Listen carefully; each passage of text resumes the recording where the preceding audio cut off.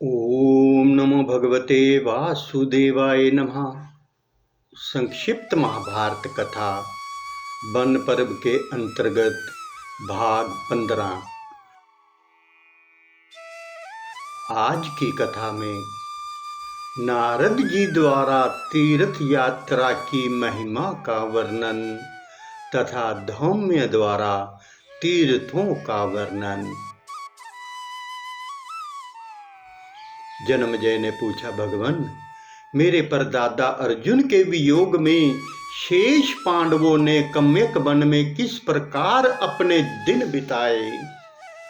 विषम पे जाएंगी ने कहा, जन्मेजय, जब अर्जुन तपस्या करने के उद्देश्य से चले गए तब शेष पांडवों ने अर्जुन के वियोग में बड़ी उदासी के साथ अपने दिन बिताए। वे दुख और शोक में डूबे रहते थे। उन्हीं दिनों परम तेजस्वी देव ऋषि नारद उनके निवास स्थान पर आए। धर्मराज युधिष्ठिर ने भाइयों सहित खड़े होकर शास्त्रोक्त रीति से उनकी पूजा की। देव ऋषि नारद ने कुशल प्रश्न पूछकर उन्हें आश्वासन दिया और कहा, युधिष्ठिर, इस समय तुम क्या चाहते हो? मैं तुम्हारा कौन सा काम करूं? धर्मराज युधिष्ठिर ने उनके चरणों में प्रणाम करके बड़ी नम्रता के साथ कहा, महाराज, सभी लोग आपकी पूजा करते हैं। जब आप हम पर प्रसन्न हैं, हम लोग ऐसा अनुभव कर रहे हैं कि आपकी कृपा से हमारे सारे काम सिद्ध हो गए। आप कृपा करके हम लोगों को एक बात बताइए, जो तीर्थों का सेवन करता हुआ पृथ्वी की परिदक्षिणा करता है उसे क्या फल मिलता है? नारद जी ने कहा, राजन, तुम सावधान होकर सुनो। एक बार तुम्हारे पितामह भीष्म हरिद्वार में ऋषि देवता एवं पितरों की तृप्ति के लिए कोई अनुसंधान कर रहे थे। वहीं एक दिन पुलस्त्य मुनि आए। भीष्म ने उनकी सेवा पूजा करके यही प्रश्न किया जो तुम मुझसे कर रहे हो। उसके उत्तर में पुलस्त्य मुनि ने जो कुछ कहा वही मैं तुम्हें सुना रहा हूँ। पुलस्त्य जी ने कहा, भीष्म, तीर्थों में प्राय बड़े बड़े ऋषि मुनि रहते हैं। उन तीर्थों के सेवन से जो फल प्राप्त होता है वे मैं तुम्हें सुनाता हूँ। जिसके हाथ दान लेने और बुरे कर्म करने से अपवित्र नहीं हैं, जिसके पैर नियम पूर्वक पृथ्वी पर पड़ते हैं, अर्थात जीव जंतुओं को अपने नीचे ना दबाकर दूसरों को सुख पहुंचाने के लिए चलते हैं, जिनका मन दूसरों के अनिष्ट चिंतन से बचा हुआ है, जिसकी विद्या मारण मोहन उच्चाटन आदि से युक्त एवं विवाद जननी ना हो, जिसकी तपस्या अंतःकरण की शुद्धि और जगत कल्याण के लिए हो, जिसकी कृति और कीर्ति निष्कलंक हो, उसे तीर्थों का वह फल जिसका शास्त्रों में वर्णन है प्राप्त होता है।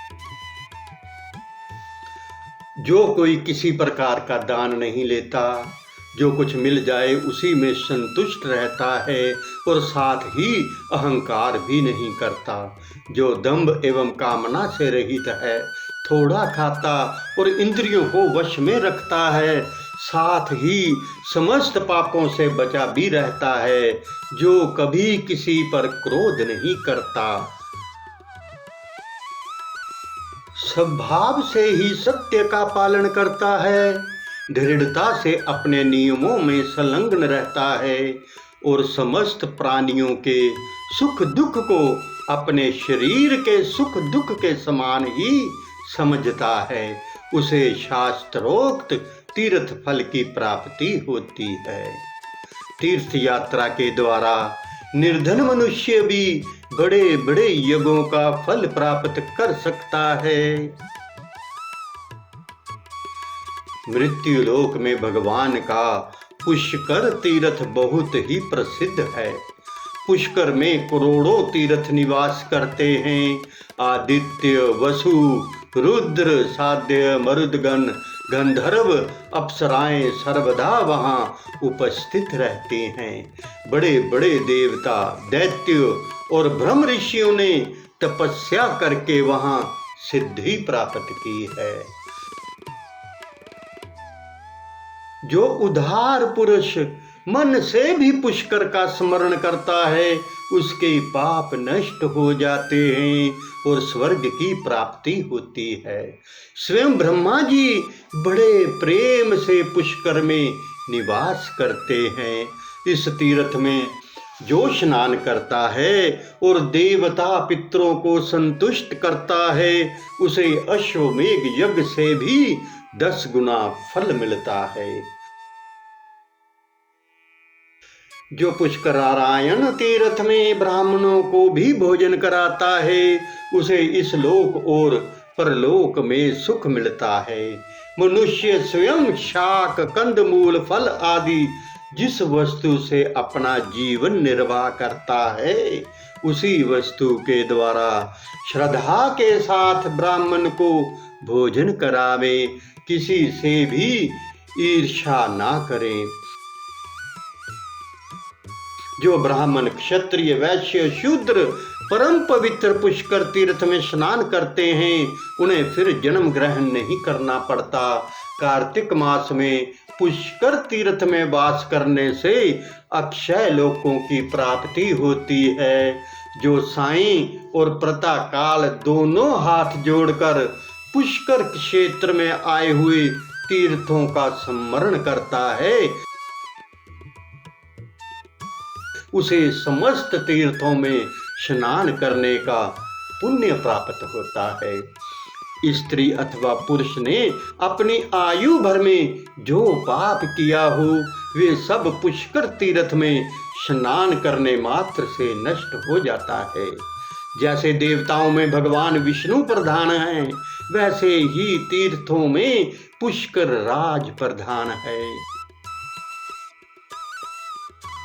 इसी प्रकार अनन्य तीर्थों का भी वर्णन करते हुए पुलस्त्य जी ने कहा, राजन, तीर्थराज पराग की महिमा का वर्णन सभी करते हैं, वहां अवश्य जाना चाहिए।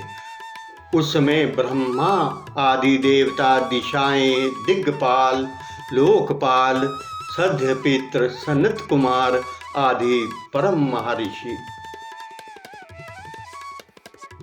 अंगिरा आदि निर्मल ब्रह्म ऋषि, नाग, सुपर्ण, सिद्ध, नदी, समुद्र, गंधर्व और अप्सरा आदि सभी रहते हैं। ब्रह्मा के साथ स्वयं विष्णु भगवान भी वहां निवास करते हैं। प्रयाग क्षेत्र में अग्नि के 3 कुंड हैं, उनके बीचों बीच से गंगा जी प्रवाहित होती है। तीर्थ शिरोमणि सूर्य पुत्री जमुना जी भी आती है। वहीं लोक पावनी जमुना जी का गंगा जी के साथ संगम हुआ है। गंगा और जमुना के मध्य भाग को पृथ्वी की झांग समझना चाहिए। प्रयाग पृथ्वी की ज्ञानेंद्रिय है। प्रयाग प्रतिष्ठान, झूसी, कंबल एवं अक्षतर नाग, भोगवती तीर्थ ये प्रजापति की वेदी है। इसमें वेद और यज्ञ मूर्तिमान होकर रहते हैं। बड़े बड़े तपस्वी ऋषि प्रजापति की उपासना एवं चक्रवर्ती राजा यज्ञों के द्वारा देवताओं का यजन करते हैं। इसी से ये स्थान परम पवित्र है। ऋषि लोग कहते हैं, प्रयाग समस्त तीर्थों में श्रेष्ठ है। प्रयाग की यात्रा से, प्रयाग के नाम संकीर्तन से और प्रयाग की मिट्टी के स्पर्श से मनुष्य के सारे पाप छूट जाते हैं। जो विश्व विख्यात गंगा यमुना के संगम में स्नान करता है उसे राज सूर्य एवं अश्वमेघ यज्ञ का फल प्राप्त होता है। ये देवताओं की यज्ञ भूमि है, जहाँ थोड़ा सा भी दान करने से बहुत बड़े दान का फल मिलता है। यद्यपि वेद में और लोक व्यवहार में हठ पूर्वक मृत्यु को बहुत बुरा कहा गया है, फिर भी प्रयाग की मृत्यु के संबंध में ऐसी बात नहीं सोचनी चाहिए। प्रयाग में सदा सर्वदा 60 करोड़ 10,000 तीर्थों का सानिध्य रहता है। 4 प्रकार की विद्याओं के अध्ययन का और सत्य भाषण का जो पुण्य होता है वह गंगा यमुना के संगम में स्नान करने से होता है। वासुकी नाग के भोगवती तीर्थ में स्नान करने से अश्वमेघ यज्ञ का फल मिलता है। विश्व विख्यात हंस प्रपत्तन तीर्थ एवं गंगा दशा अश्वमेधिक तीर्थ भी वही है। और तो क्या, देव नदी गंगा जी जहाँ भी हो वहीं स्नान करने से कुरुक्षेत्र यात्रा का फल मिलता है। गंगा स्नान में कनखल का विशेष महत्व है। प्रयाग तो उससे भी बढ़कर है। जिसने सैकड़ों पाप किए हो वह भी यदि एक बार गंगा जल अपने ऊपर डाल ले तो गंगा जल उसके सारे पापों को वैसे ही भस्म कर डालता है जैसे अग्नि सूखी लकड़ी को। सतयुग में सभी तीर्थ पुण्यदायक होते हैं। त्रेता में पुष्कर और द्वापर में कुरुक्षेत्र की विशेष महिमा है। कलयुग में तो एकमात्र गंगा का महात्म ही सबसे श्रेष्ठ है। पुष्कर में तपस्या, महालय तीर्थ पर दान, माल्याचल पर शरीर दाह और भृगुतुंग क्षेत्र पर अनशन करना श्रेष्ठ है। परंतु पुष्कर, कुरुक्षेत्र, गंगा एवं मगध देश में स्नान मात्र से ही 7 पीढ़ियां तर जाती हैं।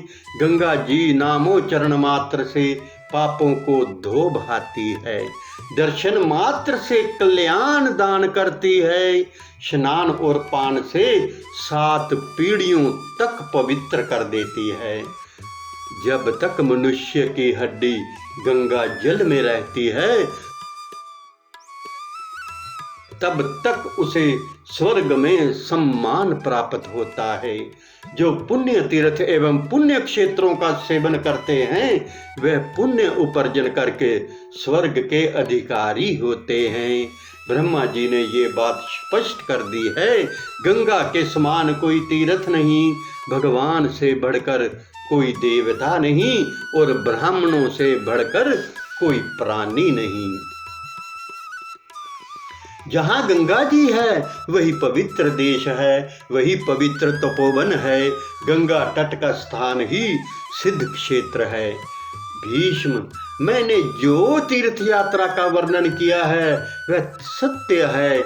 इसे ब्राह्मण, क्षत्रिय, वैश्य, सत्पुरुष, पुत्र, मित्र, शिष्य और सेवकों को गोपनीय से गोपनीय निधि के रूप में कान में बतलाना चाहिए। इस महात्म के वर्णन एवं श्रवण से बहुत फल मिलता है। इससे शुद्ध बुद्धि उत्पन्न होती है। इससे चारों वर्णों के लोगों की इच्छा पूरी होती है। मैंने जिन तीर्थों का वर्णन किया है उनमें से जहाँ जाना संभव ना हो वहाँ मानसिक यात्रा करनी चाहिए। उसमें बड़े बड़े देवता और ऋषियों ने स्नान किया है। भीष्म, तुम श्रद्धा पूर्वक शास्त्रोक्त नियमों अनुसार इंद्रियों को शुद्ध रखते हुए तीर्थों की यात्रा करो और अपना पुण्य बढ़ाओ। शस्त्रदर्शी सत्य पुरुष ही उन तीर्थों को प्राप्त कर सकते हैं। नियमहीन, असंयमी, अपवित्र एवं चोर उन तीर्थों की उपलब्धि नहीं कर सकते। तुम सदाचारी एवं धर्म के मर्मज्ञ हो। तुम्हारे धर्म पालन के प्रताप से सभी तृप्त हो रहे हैं। तुमने तो देवता, पितृ, ऋषि आदि सभी को तीर्थ स्नान करा दिया है। तुम्हें श्रेष्ठ लोक और महान कीर्ति की प्राप्ति होगी।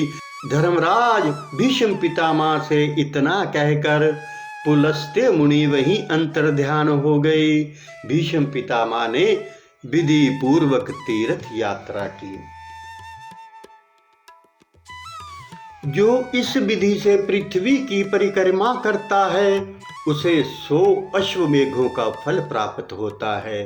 तुम तो अकेले नहीं, इन ऋषियों को भी तीर्थों में ले जाओगे, इसलिए तुम्हें 8 गुना फल प्राप्त होगा। बहुत से तीर्थों को राक्षसों ने रोक रखा है, वहां केवल तुम ही लोग जा सकते हो।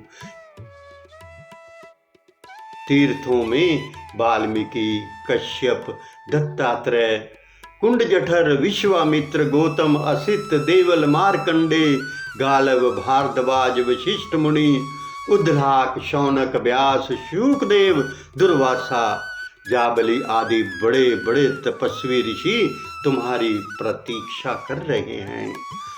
तुम उन लोगों को साथ लेते हुए सब तीर्थों में जाओ। परम तेजस्वी लोमश ऋषि भी तुम्हारे पास आएंगे, उन्हें भी ले लो, मैं भी चलूंगा। तुम ययति और पुररवा के समान यशस्वी धर्मात्मा हो। तुम राजा भगीरथ और लोकाभिराम राम के समान समस्त राजाओं से श्रेष्ठ हो। मनु, इक्ष्वाकु, पुरु, पृथु और इंद्र के समान यशस्वी तथा प्रजापालक हो। तुम अपने शत्रुओं पर विजय प्राप्त करके प्रजा पालन करोगे और धर्म के अनुसार पृथ्वी का साम्राज्य भोग करते हुए कीर्तिवीर्य अर्जुन के समान कीर्तिमान हो जाओगे। इस प्रकार धर्मराज युधिष्ठिर से कहकर देव ऋषि नारद वहीं अंतर्ध्यान हो गए। धर्मात्मा युधिष्ठिर तीर्थों के संबंध में चिंतन करने लगे। वे शंपजायण जी कहते हैं, जन्मजे, धर्मराज युधिष्ठिर ने देव ऋषि नारद से तीर्थों का महात्म सुनकर अपने भाइयों से सलाह की और उनकी सम्मति जानकर वे अपने पुरोहित धौम्य के पास गए और बोले। युधिष्ठिर ने कहा, भगवान, मेरा भाई अर्जुन बड़ा ही धीर, वीर एवं पराक्रमी है। मैंने अपने अधियोगी, साहसी, शक्तिशाली एवं तपोधन भाई को अस्त्र विद्या प्राप्त करने के लिए वन में भेज दिया है। मैं तो ऐसा समझता हूँ कि अर्जुन और श्री कृष्ण भगवान नर नारायण के अवतार हैं। परम सामर्थ्य भगवान वेद व्यास भी ऐसा कहते हैं। इन दोनों में समग्र ऐश्वर्य, ज्ञान, कीर्ति, लक्ष्मी, वैराग्य और धर्म ये 6 भग नित्य निवास करते हैं, इसलिए इन्हें भगवान कहते हैं। स्वयं देव ऋषि नारद भी ये बात कहते हैं और उनकी प्रशंसा करते हैं। अर्जुन की शक्ति और अधिकार समझकर ही मैंने उसे देवराज इंद्र के पास अस्त्र विद्या ग्रहण करने के लिए भेजा है। ये तो अर्जुन की बात हुई। कौरवों का ध्यान आते ही सबसे पहले भीष्म पितामह और द्रोणाचार्य पर दृष्टि जाती है। अश्वत्थामा और कृपाचार्य भी दुर्जय हैं। दुर्योधन ने पहले से ही इन महारथियों को अपनी ओर से लड़ने का वचन लेकर बांध रखा है। सूत पुत्र कर्ण भी महारथी है और दिव्य अस्त्रों का प्रयोग करना जानता है, परंतु मेरा विश्वास है कि भगवान श्री कृष्ण की सहायता से परम पुरंजय धनंजय इंद्र से अस्त्र विद्या सीख आने के बाद सब लोगों के लिए अकेला ही पर्याप्त होगा। अर्जुन के अतिरिक्त हमारे लिए कोई सहारा नहीं है। हम लोग अर्जुन की बाट जोहते हुए ही यहाँ निवास कर रहे हैं। उसकी शूरता और सामर्थ्य पर हमारा विश्वास है। हम सभी अर्जुन के लिए चिंतित हैं। आप कृपा करके कोई ऐसा पवित्र और रमणीय वन बताइए जिसमें अन्न फल फूल आदि की अधिकता हो एवं पुण्य आत्मा सत्पुरुष रहते हों। हम लोग वहीं चलकर कुछ दिन तक रहें और अर्जुन की प्रतीक्षा करें। पुरोहित धूम्र ने कहा, धर्मराज युधिष्ठिर, मैं तुम्हें पवित्र आश्रम तीर्थ और पर्वतों का वर्णन सुनाता हूँ। उसके श्रवण से द्रौपदी की और तुम लोगों की उदासी दूर हो जाएगी। तीर्थों का महात्म श्रवण करने से पुण्य होता है। तदंतर यदि उनकी यात्रा की जाए तो 100 गुना अधिक पुण्य होता है। अब मैं अपनी स्मृति के अनुसार पूर्व दिशा के राज ऋषि सेवित तीर्थों का वर्णन करता हूँ। नैमिषारण्य तीर्थ का नाम तुमने सुना ही होगा। वहाँ देवताओं के अलग अलग बहुत से क्षेत्र है। ये तीर्थ परम पवित्र पुण्यप्रद एवं रमणीय गोमती नदी के तट पर स्थित है। वह देवताओं की यज्ञ भूमि है और बड़े बड़े देव ऋषि उसका सेवन करते हैं। गया के संबंध में प्राचीन विद्वानों ने कहा है, मनुष्य के बहुत से पुत्र हों तो अच्छा है, क्योंकि यदि उनमें से कोई एक भी गया क्षेत्र में जाकर पिंडदान कर दे, अश्वमेघ यज्ञ कर दे अथवा नील विषोत्सर्ग कर दे, तो उसके पहले पीछे की 10-10 पीढ़ियों का उद्धार हो जाता है। गया क्षेत्र में एक महानदी नाम का और गयाशिर नाम का तीर्थ स्थान है। वहाँ महानदी फल्गु है। एक अक्षय बट नाम का महाबट है, जहाँ पिंडदान करने से अक्षय फल मिलता है। विश्वामित्र की तपस्या का स्थान कोशकी नदी, जहाँ उन्होंने ब्रह्म तप प्राप्त किया था, पूर्व दिशा में ही है। पुण्य सलीला भगवती भागीरथी की विशाल धारा भी पूर्व दिशा में ही है।